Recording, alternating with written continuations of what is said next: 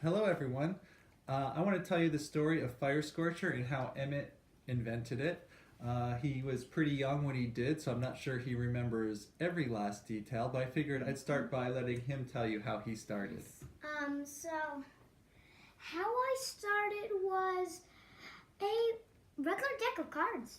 Basically, and I like making games off of other games and changing the rules and doing other things like that. We had special cards like the Ace and the Fire Scorcher was the Joker, which I thought, which I knew was a really special card. Why I called it Fire Scorcher? Well, why I did that is because I was watching a show which I really liked, and that was one of the things in it. It was a special thing, and I just said it for the Joker whenever I played it, and we kept just saying it and saying it, so that we said, oh, this will be the name of it. So it was winter break. We didn't have a lot to do. It snows a lot around here. So Emmett found the standard deck of playing cards, and he picked it up and he started making rules like a matching card game. And he has played other games. He has played other matching card games before. And so he just went through and he said, okay, well, if you had like five of diamonds, you have to match it to another five or match it to another diamond. If he'd get to something like an ace, he would just make a rule like, oh, well, when you do that, you can play any card you want, and the next person has to draw three cards. The interesting thing was, as he sort of went through the deck and sort of was making up the rules and giving play to each card, he got to a joker and was sort of like, oh, what is this joker? I was like, well, there's only two of those in the deck. And it's like, oh, that must be special. So he said if you played this, you could play any card you want after. In fact, you got to play two cards, and the next person has to draw five cards. So it became a really devastating play. And we played this a few times, and being that this is such a special card, he started calling it Fire Scorcher after something he was watching on TV because it was just that devastating. And the name stuck, and we played for a long period of time. As we went, we even said, okay, well, maybe there's not quite enough cards there, so we did other things, like we just got some paper and we made up a new suit called Circle. And so, for example, here's the jack of circles, and the jack was skip, and so we just added a bunch of new cards to the set. And so we ended up with this set that had some yellow cards and some regular cards in it, and we just played it and had a good time as a family.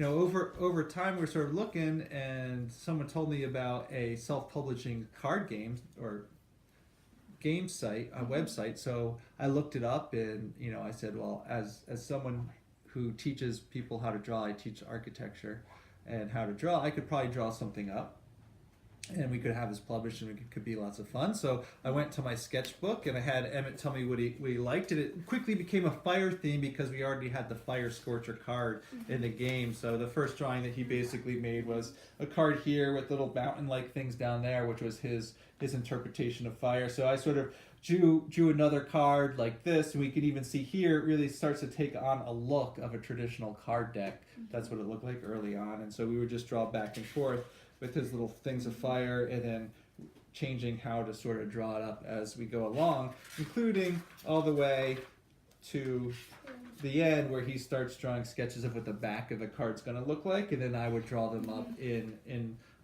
the computer with him making all the decisions and telling me whether I was right or wrong. He picked out the colors, he picked out the font type, and approved everything that I drew before we sent it off to the printers.